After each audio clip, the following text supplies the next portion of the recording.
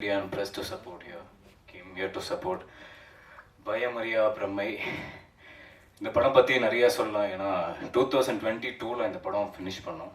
அதுக்கப்புறம் ரொம்ப ஸ்ட்ரகிளுக்கு அப்புறம் இந்த படம் ஜேடி ப்ரோ ஆகட்டும், ராகுல் அண்ணா ஆகட்டும், அந்த டீமே இது வரைக்கும் நான் பார்க்காத டீம். நான் அவ்வளோ பெரிய ஆள் இல்லை, அப்படி சொல்லக்கூடாது. இல்லை, சிம்பிளாக சொல்கிறேன். இது வரைக்கும் நான் பண்ண படத்தில் ஒரு புது எக்ஸ்பீரியன்ஸாக இருந்தது.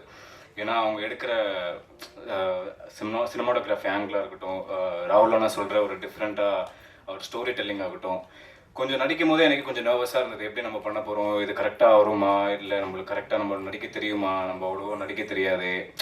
ஸோ கொஞ்சம் கஷ்டப்பட்டேன். அதுக்கப்புறம் ராகுல் அண்ணா அவனால் முடியும்டா அப்படின்னு சொல்லி அவங்க டைரக்டர் மாதிரி அவங்க பழகலை. எல்லாமே ஒரு ஃபேமிலி, எப்போவுமே ஒரு ஃப்ரெண்ட்ஸ் எப்படி இருப்பாங்களோ அது மாதிரி நான் ஒரு சின்ன தம்பி மாதிரி பார்த்து தான் எல்லா விஷயத்துலையும் இது நீ பண்ண, இது நீ இப்படி பண்ணலாம், இன்னும் கொஞ்சம் இப்படி நீ மாற்றலாம் அப்படின்னு சொல்லி நிறைய விஷயத்தில் ஹெல்ப் பண்ணாங்க. ஸோ தேங்க்யூ ஃபார் ஜேடி அண்ணா, ராகுல் அண்ணா, ஃபார் பிரவீன் அண்ணா, நந்தா அண்ணா, குரு சோமசுந்தரன் சார். அவர் நிறைய படத்தில் பார்த்து நான் நிறைய இன்ஸ்பயர், எப்படி நடிக்கிறாரு, நம்மளால எப்படிலாம் நடிக்க முடியுமா அப்படின்னு சொல்லி நிறைய இன்ஸ்பயர் ஆயிருக்கேன். அப்புறம் அந்த மின்னல் முரளி படத்தில் பார்த்துலாம் எப்படி இந்த மாதிரி நடிக்கலாம், சரி ஓகே நம்மளும் நல்லா பண்ண முடியும்னு நினச்சி ஸோ நிறையா ட்ரை பண்ணிக்கிட்டு இருக்கேன் இன்னும். ஸோ இந்த படம் வெற்றி பெற உங்களுக்கு தான், நீங்கள் தான் சப்போர்ட் பண்ணணும். So thank you for every thing. Thank you. சகோதர சகோதரிகளுக்கு வணக்கம். அடிக்கடி மீட் பண்ணுறோம், சந்தோஷமாக இருக்காது. உங்களை அடிக்கடி மீட் பண்ணணும்னு நினச்சாலே அது ஒரு ஹாப்பி மூமெண்ட் தான். ஸோ நிறைய இது நடக்கணும்னு ஆசைப்பட்றேன். இந்த பயமறியா பிரம்மை பொறுத்த வரைக்கும் நான் திடீர் மாப்பிள்ள தான். ஏன்னா ஒரு வாட்டி ஒரு 11:30க்கு எனக்கு ஒரு ஃபோன் வந்தது. ஆல்மோஸ்ட் நான் தூங்கிட்ட சுச்சுவேஷனில் ராட்சஸனோட அந்த காஸ்டியூம் டிசைனர் கீர்த்தி வாசன் ஃபோன் பண்ணாங்க. நான் எப்படின்னா இருக்கீங்க அந்த டைமில் கேட்கும்போது சொல்ல கீர்த்தினா இல்லைண்ணா உங்களுக்கு ஒரு இயக்குனர் உங்கள்கிட்ட பேசணும் அப்படின்னு சொல்லி ஃபோன். ஓகே சார், உங்கள் ஒர்க்லாம் பார்த்துருக்கேன், நான் உங்கள் கூட ஒர்க் பண்ணுவேன். ரைட் சார், எப்போன்னு சொல்லுங்கள், டேட் சொல்லுங்கள். இல்லை சார் காலையில் வரணும் சார் அப்படின்னாரு. ஸோ ஓவர் நைட்டில் நான் அங்கே போய் எனக்கு கிடைச்ச ஒரு வாய்ப்பு தான் இது. ஸோ நம்ம என்ன தான் பெர்ஃபார்ம் பண்ணாலும் படைப்பாளிகளுடைய எழுத்துக்கள் தான் காலம் கடந்தும் நிற்கும். ஸோ அந்த எழுத்துக்களுக்கு வடிவம் கொடுக்கறதா எங்களை அவங்க சூஸ் பண்ணுறது ரொம்ப சந்தோஷமாக இருக்குது. ஸோ அந்த விஷயத்தில் நான் ராகுல் கபாலி அவர்களுக்கு நான் நன்றி தெரிவிச்சுக்கிறேன். கீர்த்திக்கும் நான் தேங்க்ஸ் சொல்லிக்கிறேன். ஸோ இந்த படத்துக்கு உங்களுடைய சப்போர்ட் ரொம்ப முக்கியமாக தேவை. ஸோ இதில் நடித்தவங்க ஆல்மோஸ்ட் உங்களுக்கு எல்லாமே பரிச்சயமானவங்க. ஸோ இது ஒரு டெக்னிக்கலாக ரொம்ப சவுண்டான ஒரு படம் இது. ஏன்னா படம் பார்த்தீங்கன்னா சிங்க்ரனைசிங் சவுண்டு இது அவ்வளோ ஸ்ட்ரெயின் பண்ணி தான் ராகுல் கபாலி இதை உண்மையிலே அந்த அளவுக்கு செதுக்கி தான் இதை எடுத்திருக்காரு. ஏன்னா பெர்ஃபார்மன்ஸ் பார்த்தீங்கன்னா நாங்கள் தொடர்ந்து ஒரு 5 minutes 6 minutes நான் ஸ்டாப்பாக போயிட்டுருக்கோம். அதாவது சிங்கிள் ஷாட் மாதிரி கிடையாது, ஆனால் அந்த சீனை பொறுத்த வரைக்கும் கட் இல்லாமல் போவோம். ஸோ அதுக்கு ரொம்ப ட்ரெயின்ட் ஆகி நாங்கள்லாம் அதுக்கு ஒர்க் பண்ணியிருக்கோம். இந்த ஸ்டேஜ் வரைக்கும் கொண்டு வரதுக்கு ராகுல் கபாலி அண்ட் ஜேடி ஜெகதீஷ் எல்லாருமே மிகப்பெரிய கடுமையான ஒரு போராட்டங்களை சந்திச்சிருக்காங்க. ஸோ இந்த டீம் மெம்பர்ஸ் குரு அண்ணன், ஹரிஷ் உத்தமன், இவங்க கூட ஒர்க் பண்ணது. ஏன்னா நான் படம் பண்ணும்போது இவங்கெல்லாம் இருக்காங்கன்னு எனக்கு தெரியாது. நான் என்னோட போர்ஷன் நான் ஜான் விஜய் சார் கூட மட்டும் தான் நடித்தேன். அதுக்கப்புறம் தான் டீசர் பார்க்கும்போது தான் இவங்கெல்லாம் இருக்காங்க அப்படின்றது ரொம்ப சந்தோஷமாக இருக்குது. Please support us. Thank you. Vishanth இல்லை, Viswanth. Thank you.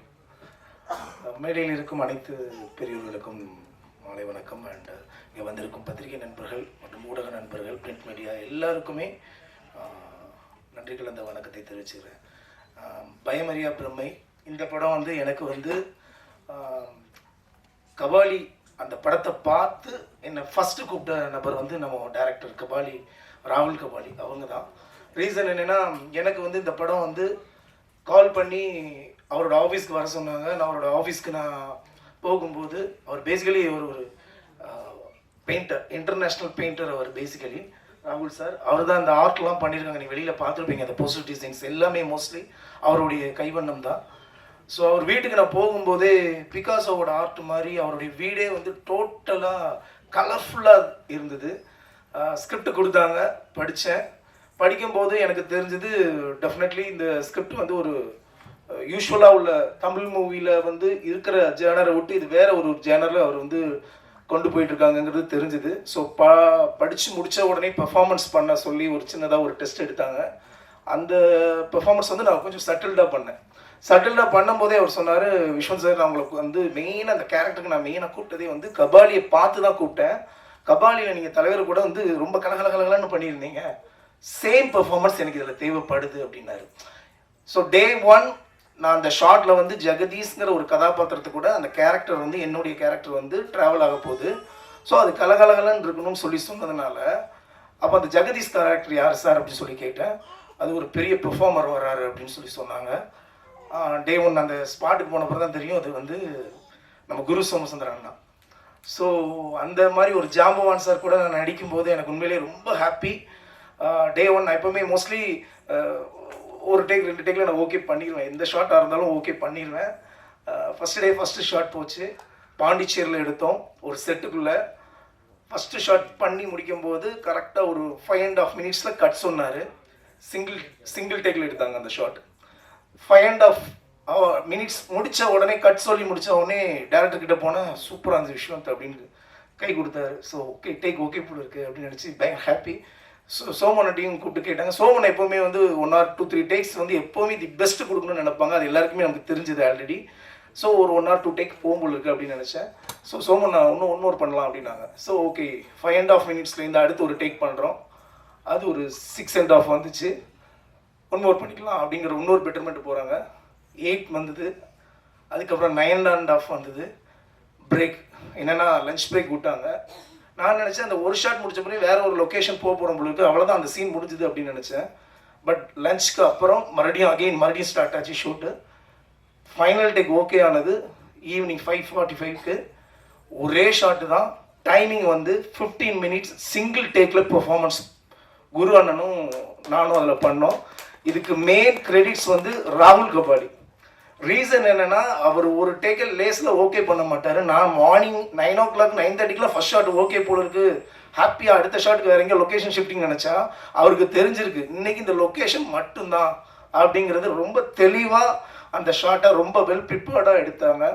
15 minutes single tackle அதை பண்ணியிருக்கோம். நீங்கள் அதை பார்க்கும்போது டெஃபினெட்லி இந்த பெர்ஃபார்மன்ஸ் வந்து தமிழ் சினிமாவில் ஒரு அடுத்த கட்டமாக இன்டர்நேஷ்னல் லெவலில் ஒரு விஷயத்தை முயற்சி பண்ணியிருக்காருங்கிறது உங்கள் எல்லாருக்குமே தெரியும். அதே நேரத்தில் ராகுல் சாரை பற்றி நான் ஒரு சின்ன விஷயம் சொல்லிக்க விரும்புகிறேன்.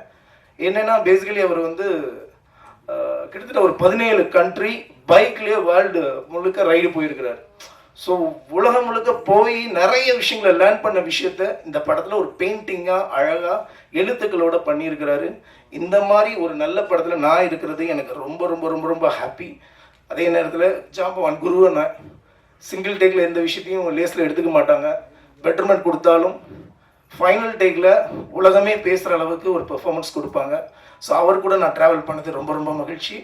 அண்டு ஹீரோ ஜெகதீஷ் சார் ரொம்ப நல்ல ஒரு பெரிய லெவலில் வரக்கூடிய ஒரு நபர் அவர். ஏன்னா எல்லாருக்கும் முதல் படமே இந்த மாதிரி ஒரு நல்ல வாய்ப்பு கிடைக்காது. ஒரு நல்ல படத்தில் அவருக்கு இவ்வளோ பெரிய ஒரு ஹீரோ கேரக்டர் கிடைச்சிருக்கு. வாழ்த்துக்கள் ஜெகதீஷ் சார். அண்ட் இன்றைய விழா நாயகன் கே. வாழ்த்துக்கள் சார், சூப்பர் சார், கலக்கிருக்கீங்க. மியூசிக் சூப்பராக இருந்தது, உங்கள் சாங் டிஃப்ரெண்ட்டாக இருந்தது. நான் யுத்தம் சிலையும் உங்கள் ஃபேன். அதே படத்தில் நானும் பண்ணியிருக்கிறேன். அட் சேம் டைம் இங்கே வந்திருக்க எல்லாரும் இந்த படத்தை பாருங்கள். ரொம்ப ஒரு பாசிட்டிவான ஒரு விஷயத்த உங்கள் எழுத்துக்கள் மூலமாக எழுதுங்க. தேங்க்யூ. மகிழ்ச்சி. எங்கள் அப்பாவோட எக்ஸ் கேர்ள் ஃப்ரெண்ட் இருந்தது. ஸோ இங்கே வந்திருக்கும் அனைவருக்கும் என் முதற்கண் வணக்கம்.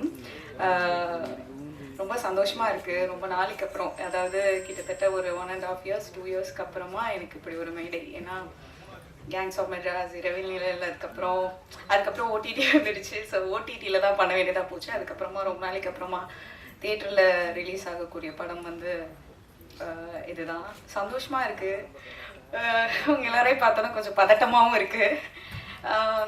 இந்த படத்தை பற்றி சொல்லணும்னா இது எனக்கு பெரிய எக்ஸ்பிரிமெண்ட்டுன்னு தான் நான் சொல்லுவேன். பிகாஸ் மற்ற படங்கள்லாம் வந்து கூப்பிட்டு கதை சொல்லி இதுதான் அவங்க கேரக்டர் அப்படின்னு டைம் கொடுப்பாங்க அண்ட் நிறைய விஷயங்கள் நம்மளுக்கு எக்ஸ்பிளைன் பண்ணுவாங்க. இங்கே அதெல்லாம் கிடையவே கிடையாது. முதல் நாள் கால் பண்ணார், இதுதான் கேரக்டர், உங்களுக்கு பிடிச்சிருக்கான்னு சொன்னார். எனக்கு பிடிச்சிருக்குன்னு சொன்னேன். நெக்ஸ்ட் டே போய் அதை நடிச்சு கொடுத்துட்டு வந்துட்டேன்.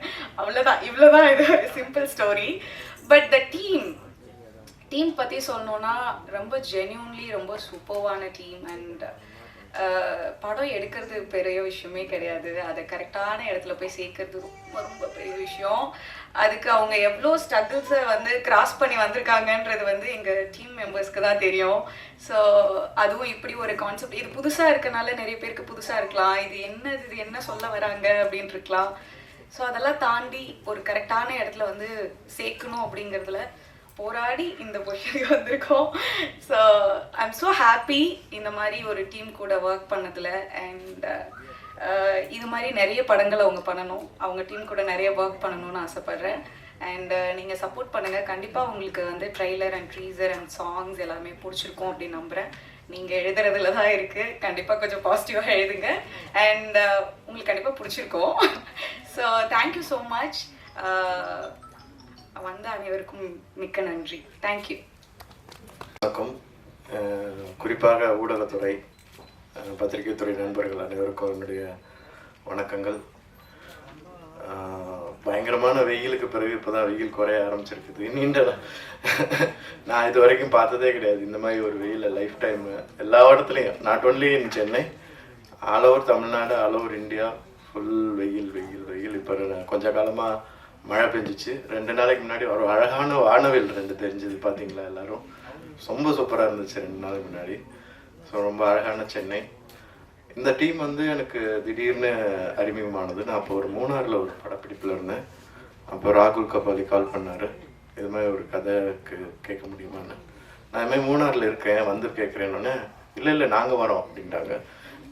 ஓ, இவ்வளோ ஆர்வமாக இருக்காங்களே அப்படின்னு நினச்சேன். சரி, உடனே மறுநாள் வந்துட்டாங்க. மறுநாள் வந்துட்டு, எங்கே இருக்கீங்க? உங்கள் ஹோட்டலுக்கு எய்த்தாப்பில் தான் இருக்கோம், நாங்கள் வருவோம், இல்லை நீங்கள் வரீங்களா அப்படின்னாங்க. இல்லை நானே வரேன் அப்படின்னு சொல்லிட்டு போய் கதை கேட்டேன். கதை பிடிச்சிருந்தது. அதுக்கப்புறம் ஸ்கிரிப்ட் படிக்கலான்னு சொல்லிட்டு ஸ்கிரிப்ட் கேட்டேன். ஸ்கிரிப்ட் படிச்சுட்டு உடனே கால் பண்ணேன். ஐயோ என்னையா அது, கையெல்லாம் ரத்தமாயிடுச்சு ஸ்கிரிப்ட் புரட்டி புரட்டி. இவ்வளோ ரத்தம் இருக்கு? இல்லை அது ஸ்கிரிப்டில் தான் இருக்கும், அது படத்தில் பார்க்கும்போது அவ்வளோ தெரியாது, நீங்கள் அதை பற்றி கவலைப்படாதீங்க, உங்களுக்கு பிடிச்சிருக்குறா அப்படின்னு கேட்டார். எனக்கு பிடிச்சிருக்குது. தென் பாண்டிச்சேரியில் ஷூட்டிங் ஸ்டார்ட் ஆனது. எனக்கு வந்து இந்த மிஸ் ஆன் சீன் சொல்லுவாங்கள்ல, ஒரே சிங்கிள் ரொம்ப லாங்காக ஒரு டைம் வந்து ஒரு டேக் எடுத்துகிட்டு போகிறது, அதில் நடிக்கிறதுக்கெலாம் எனக்கு ரொம்ப ஆசை இருக்கும். எல்வி பிரசாத்தினுடைய ஸ்டூடெண்ட்ஸ், எஸ்பெஷலி டைரக்ஷன், அந்த ஸ்டூடெண்ட்ஸுடைய ஆஸ்தான மிஸ் ஆன் சீன் ஆக்டர் நான் தான் ஒரு பீரியடில். மிஸ் ஆன் சீன்னா வந்து ஒரு 5 minutes ஃபிலிம் கொடுத்துருவாங்க அவங்களுக்கு. அந்த ஃபிலிம் வந்து 16 mm ஃபிலிமு. ஸோ அந்த 5 minutesல ஒரே படம் எடுத்துடணும், 5 minutes படம், கட் எதுவும் இல்லாமல். ஸோ நான் வந்து நிறைய டைலாக்ஸ் எல்லாம் நல்லா மனப்படம் பண்ணிடுவேன். கோ ஆக்டர்ஸ் ஏதாவது மிஸ் பண்ணால் கூட அவங்கள அப்படியே கூட்டி எடுத்துகிட்டு போயிடுவேன். ஸோ அதனால ஒரு 3 படம் மிஸ் ஆன் சீன் பண்ணேன். அப்புறம் குமார் ராஜாவுடைய நிறைய எல்லா படங்களும், அந்த பண்ண 2 படங்களில் அரண்யகாண்டத்தில் நிறைய லாங் ஷார்ட் இருக்கும், ஒரு 2 minutes to 3 minutes ஷார்ட்ஸ் எல்லாம் இருக்கும். ஸோ அது வந்து ரொம்ப எனக்கு எமோஷ்னலி அப்படியே கூட்டிகிட்டு போகும். அது மாதிரி படம் எடுக்கிறது வந்து ஒரு ஆடியன்ஸை வந்து கட்டி போட்டு வைக்கும். ஒரு நல்ல ஆக்டரும் நல்ல பிக்சரைசேஷனும் டைலாக்ஸும் அதுக்கான மூடும் இருந்துச்சுன்னா ஆடியன்ஸ் வந்து அந்த சீனை திரும்ப திரும்ப பார்ப்பாங்க. எப்படி நம்ம பாடல் காட்சிகளை திரும்ப திரும்ப பார்க்குறோமோ, காமெடியை திரும்ப திரும்ப பார்க்குறோமோ, அதே மாதிரி சீன்ஸை நம்மளால் பார்க்க முடியும். ஸோ அந்த வகையில் ராகுல் கபாலினுடைய டைரக்ஷன் எனக்கு ரொம்ப பிடிச்சிருந்தது. மொத்த டீமும், எஸ்பெஷலி த டிஓபி நந்தா ஆண்டும் பிரவீன் ஆகட்டும், ரொம்ப பொறுமையாக ஒர்க் பண்ணாங்க. ஏன்னா புது டைரக்டர், ஸோ அதனால் அவங்க எல்லாருமே புதுசு. எனக்கு ரொம்ப பிடிச்சிருந்துச்சு புதிய டீமோட ஒர்க் பண்ணுறதுல. இந்த படத்தில் வந்து புதிய ஆக்டர்ஸ், ஜாக் இன்ட்ரடியூஸ் ஆகிருக்காரு. அப்புறம் வந்து ஜேடி நாயகனாக இன்ட்ரடியூஸ் ஆகிருக்கிறாரு. அவருக்கு என்னுடைய வாழ்த்துக்கள். ஒரு நல்ல நடிகராக அவர் மேன்மேலும் வளரணும்னு மனசார வாழ்த்துறேன். அதுக்காக வேலை பார்க்கணும். நீங்கள் என்கிட்ட கேட்பாங்க, என்னண்ணே ஒல்லி ஆயிட்டீங்கன்னு கேட்பாங்க என்னைய. நான் சொல்லுவேன், தொப்பை போட்டால் அப்பா வேஷம் தான் கொடுப்பாங்க. அதைத்தான் ஜேடி நான் உங்களுக்கும் சொல்ல விரும்புகிறேன். ஸோ இது கேலியாக சொல்லலை, சீரியஸாக சொல்கிறேன். இது ஹெல்த்தி கான்சியஸ் ஆல்சோ. ஸோ ஜேடிக்கும் ஜாக்குக்கும் இன்ட்ரடியூஸ் ஆகிற ஆக்டர்ஸ்க்கு என்னுடைய வாழ்த்துக்கள். அப்புறம் கேனுடைய மியூசிக் ரொம்ப நல்லாயிருக்கும், நல்லா இருக்குது, நீங்கள் பார்த்துருப்பீங்க. அப்புறம் இதில் லிரிக்ஸிஸ்டாக இன்ட்ரடியூஸ் ஆகிற வெரோனிகாவுக்கும் என்னுடைய வாழ்த்துக்கள். அவங்களுடைய வரிகள் ரொம்ப பவர்ஃபுல்லாக இருக்குது. எஸ்பெஷலி சாம்பல்கள் நிற கனவுகள், அந்த இது வந்து ரொம்ப நல்லா இருக்குது. அவங்களுக்கும் என்னுடைய வாழ்த்துக்கள். இந்த படம் ரொம்ப நல்லா வந்திருக்குது. இதில் ஒர்க் பண்ண எல்லாருக்கும் என்னுடைய வாழ்த்து தெரிவிச்சுக்கிறேன். நீங்களும் மீடியா நண்பர்கள் இந்த படத்தை பொதுமக்களுக்கு நல்லபடியாக கொண்டு செல்லணும் வேண்டி விரும்பி கேட்டுக்கிறேன். ரொம்ப நன்றி. தேங்க்யூ.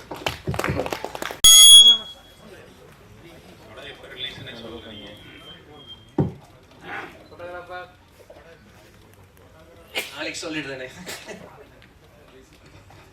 நாளைக்கு ரிலீஸ் டேட் அனௌன்ஸ் பண்ணிடுறேன் சார். பயம் அறியாமல் இருக்கிறதே ஒரு பிரம்ம தானே, அது என்ன பயம் அறியா பிரம்மை? பயமறியா பிரம்மை என்பது ஒரு மனநிலை மாதிரி. ஸோ நாம் ஒரு தவறு செய்யணும்னு நினைக்கிறோம், ஆனால் ரியல் வாழ்க்கையில் அதை செய்ய மாட்டோம். ஆனால் நம்ம மைண்டுக்குள்ளே அதை ஒரு ப்ராசஸ் பண்ணி அதில் தவறு செஞ்சு பார்ப்போம். ஸோ அந்த ஆஸ்பெக்டில் அந்த மனநிலையை தான் நான் பயமறியா பிரம்மை என்று நான் ஒரு கபாலி விஸ்வந்த், ஒரு கபாலி நடிச்சாரு. கபாலி நீங்கள் ராகுல் கபாலி தான் அப்பா பேர் அந்த மாதிரி? அப்பா பேர் கபாலி.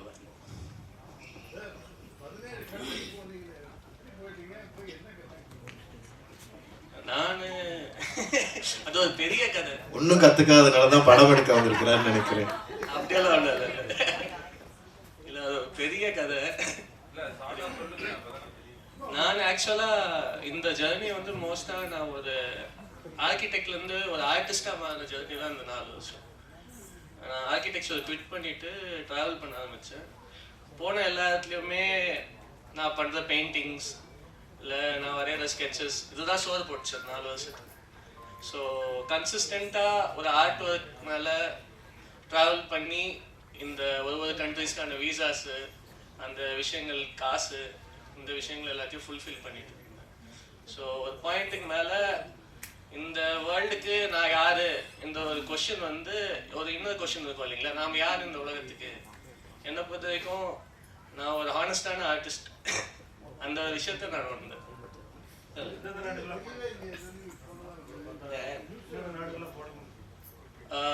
நான் வந்து பைக்கில் நான் ட்ராவல் பண்ணது வந்து இங்கேருந்து சவுத் ஆஃப் இந்தியாவிலேருந்து ஆரம்பிச்சு நேபாள் போனேன், பூட்டான் போனேன், அங்கேருந்து Myanmar, Thailand, Laos, Cambodia, Vietnam, மறுபடியும் கீழே வந்து மலேசியா, சிங்கப்பூர், மறுபடியும் மலேசியாவுக்கு வந்து ஷிப் பண்ணி இந்தோனேஷியாவுக்கு போனேன், மறுபடியும் இந்தோனேஷியாவில் அப்படியே பாலி வரைக்கும் போனேன். எனக்கு அங்கே ஒரு ஆக்சிடெண்ட் ஆயிடுச்சு. ஸோ அங்கே ஒரு ஆக்சிடெண்ட் ஆனதுனால என்னால் அதுக்கு மேலே பைக்கில் ட்ராவல் பண்ண முடியல. ஸோ அதுக்கப்புறமா அங்கேருந்து ஃப்ளைட் பிடிச்சிட்டு யூரோப் போயிருந்தேன்.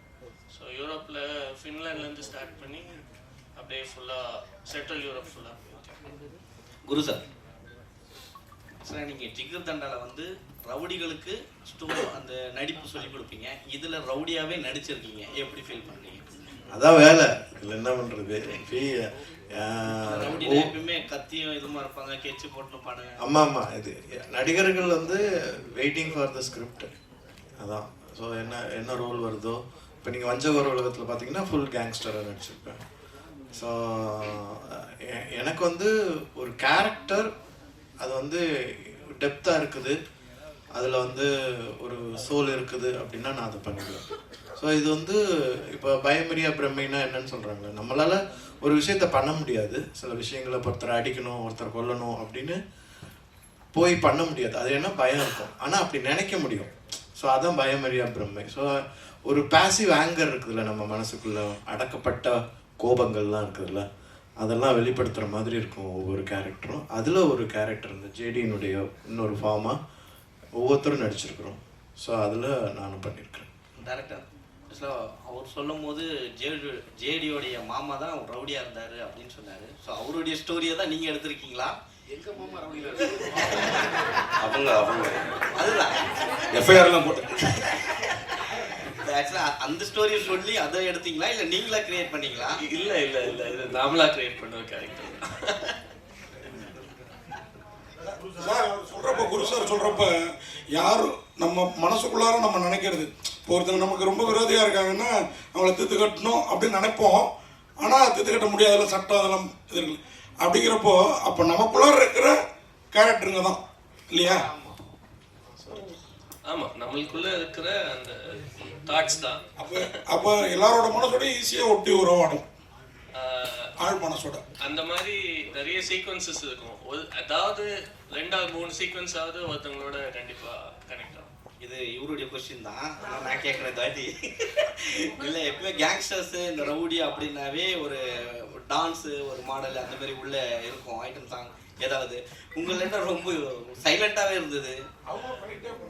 படத்தில் பாட்டே இல்லைங்க. ஏன், என்ன காரணம்? ஏதாவது முக்கியமாக? ஏன்னா இப்போ வர படங்களில் மோஸ்ட்லி பார்த்தீங்கன்னா மகாராஜாவில் கூட கிடையாது. இல்லை, தேவைப்படல. நம்ம ஒரு மூடோட ஒரு நரேட்டிவ்க்குள்ளே போகிறோம். ஸோ கஷ்டமான வேலையே ஆடியன்ஸ் அந்த மூடோட நரேட்டிவ் ஃபாலோ பண்ண வைக்கிறது தான். ஸோ இந்த ஒரு விஷயத்தில் நான் எப்பவுமே இந்த மாதிரி தான் இருப்பேன்.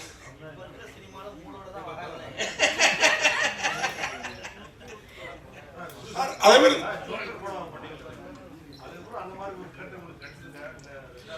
இல்லை, ஒரே மாதிரி படம் பண்ண முடியாது ஆக்சுவலாக. எனக்கு வந்து இப்போ அது மாதிரி பண்ணணும்னு விருப்பம் இருக்குது.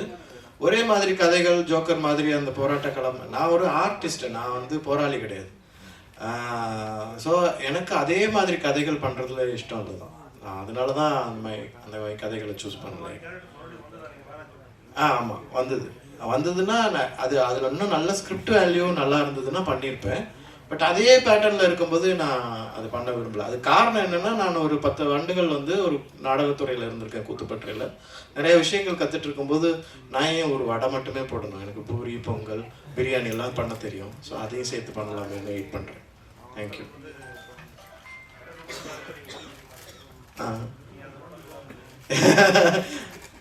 Okay, thank you sir. Director sir, அதே மாதிரி இந்த ஜாக்கு அவரை விட அவரோட கார் இந்த பிங்க் கலர் ஒரு ஃபேட்டில் சுற்றிட்டு இருப்பார். நீங்கள் தானே அது பிங்க் கலர் ஃபேட் இல்லை, அதை விடுங்க. அப்படின்னா இந்த படத்தில் ஒரு கார் வருது இல்லை, நீங்களும் நிறைய ட்ராவல் பண்ணதான் சொன்னீங்க. அந்த கார் என்ன காரு? எது அதுவும் ஒரு கேரக்டரா படத்தில்? அந்த கார் ஆக்சுவலாக ஒரு கேரக்டர்னே சொல்லலாம் படத்தில். எல்லா கேரக்டரோட ட்ராவல் ஆகும் அந்த கார். Contest sir. இல்லை, வினோத்ஜி வந்து எல்லா படங்கள்லையும் வந்து ஏதாவது ஒரு பயங்கரமான ஒரு ட்விஸ்ட்டில் வந்து கற்பழிக்கிற மாதிரி, அப்யூஸ் பண்ணுற மாதிரிலாம் பண்ணுவார் வேற லெவலில். பட் இந்த படத்தில் வந்து வேற மாதிரி டைரியை புரட்டி ஒரு பத்திரிகையாளர் மாதிரி உட்கார வச்சிருக்கீங்களா, என்ன காரணம்? அவர் இந்த படத்தில் ஒரு ரைட்டர் தான். அது நீங்கள் தான் சொல்லணும் சார். இது கமர்ஷியல் படமா ஆர்ட் படமா? கமர்ஷியலாக ஆர்ட் கலந்து படம் இல்லை, அது இது பாமர மக்களுக்கு போய் சேரணும். பாமர மக்கள் போய் பார்த்தாங்கன்னா அவங்களுக்கு கண்டிப்பாக ஒரு இன்ட்ரெஸ்டிங்கான ஒரு அனுபவத்தை கொடுக்கும். ஸோ நாம் இப்போவே பிரிக்க ஆரம்பிச்சிட்டோம்னா இது பெயிண்டிங் மாரி இருக்குது, அதனால கீழே வரையும் போய் சேருமா? பெயிண்டிங்கை பாமர மக்கள் பார்க்க மாட்டாங்கன்னு நினைக்கிறீங்களா நீங்கள்? ரசிகர்கள் இருக்காங்க, அதுக்குன்னு ஒரு சேனல். இப்பெல்லாம் பாமர மக்கள்லாம் இல்லைங்க. இல்லை, பாமர மக்களுக்கு எல்லா அறிவு, பாமர மக்கள்னா அவங்களுக்கு எதுவுமே தெரியாதுங்கிற உணர்வை நம்ம அதுலேருந்து மாற்றிக்கலாம். அது மாறிட்டு இருக்குது. இல்லை, அது மாறிட்டு இருக்குது. அதுக்கு நாமளும் கொஞ்சம் ஒத்துழைப்பு செய்யணும். இந்த மாதிரி படங்களை வந்து வர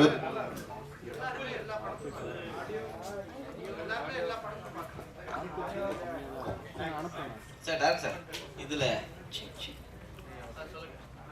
இதில் வந்து பிரம்மையில் இம்ம மொட்டை தலைகீழாக போட்டிருக்கீங்க. அதுவே பிரம்மையா இல்லை இது காரணம் இருக்கா?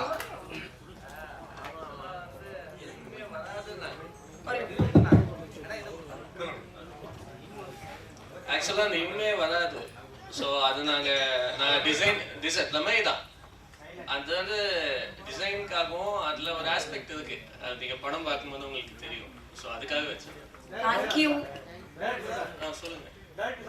உருவ ஒற்றுமையிலையும் கூட படத்தையும் ட்ரெய்லரையும் பார்த்தா சாந்தகுமாரோட ஸ்டைல் இருக்கு. ஓகே, அதே மாதிரியே இருக்கு. உருவ ஒற்றுமையும் அப்படிதான் இருக்கு. ஆனா அவருக்கு இருக்க பழக்கமும் ஒண்ணு உங்ககிட்ட இருக்கு. நீங்களே சொல்லியிருக்கீங்க பைக்ல டிராவல் பண்றது. ஆமா. நான் நேரா சுத்தமா ஏதாவது வழியில மீட் பண்ணிருக்கீங்களா அவரை? இல்ல, மீட் பண்ணது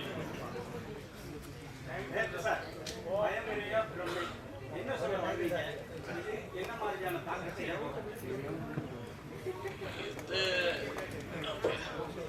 நாம வந்து இது வந்து ஒரு தீசிஸ் மாதிரி ஒரு பர்டிகுலர் சப்ஜெக்ட், ஒரு ஐடியாவை தான் டிஸ்கஸ் பண்ணியிருப்போம் படம் ஃபுல்லாகவே.